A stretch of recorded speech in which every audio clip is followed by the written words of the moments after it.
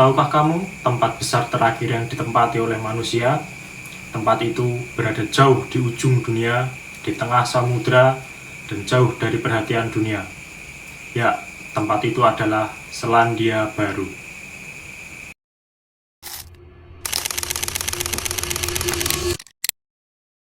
Selandia Baru, sebuah wilayah yang terletak di tenggara benua Australia. Letaknya terpencil di Samudra Atlantik bagian selatan, dekat dengan Samudra Antartika dan jauh dari daratan besar lainnya.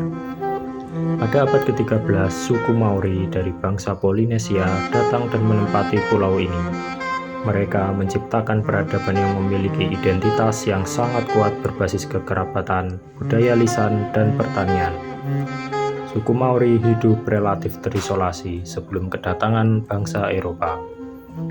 Mulai abad ke-17, tepatnya pada tahun 1642, penjelajah asal Belanda bernama Abel Tasman tiba di Selandia Baru. Disusul penjelajah asal Inggris bernama James Cook pada tahun 1769. James Cook datang untuk memetakan wilayah Selandia Baru. Mereka berdua yang membuka interaksi dengan suku Maori.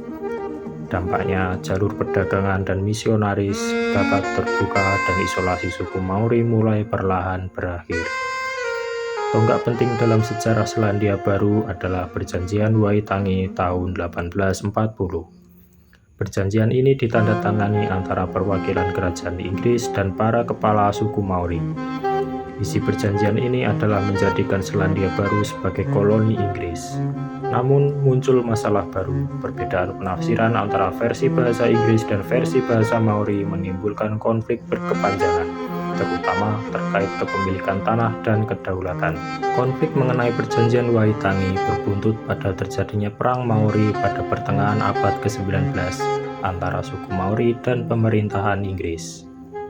Perang ini menyebabkan banyak tanah Maori disita dan melemahkan posisi sosial ekonomi mereka. Kolonisasi bangsa Eropa berkembang pesat, terutama di bidang pertanian dan peternakan.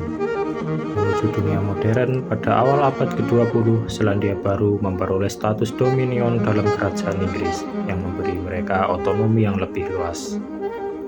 Selandia Baru turut serta dalam Perang Dunia Pertama dan Perang Dunia Kedua di pihak sekutu. Tahun 1947, Selandia Baru secara resmi memperoleh kedaulatan penuh dalam urusan legislatif.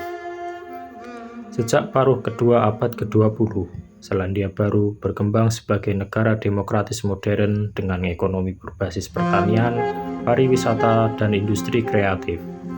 Pemerintah secara aktif mengakui dan memperbaiki ketidakadilan masa lalu melalui Waitangi Tribunal yang menangani klaim tanah dan hak suku Maori. Saat ini Selandia Baru dikenal sebagai negara multikultural dengan komitmen kuat terhadap hak asasi manusia dan pelestarian budaya Maori.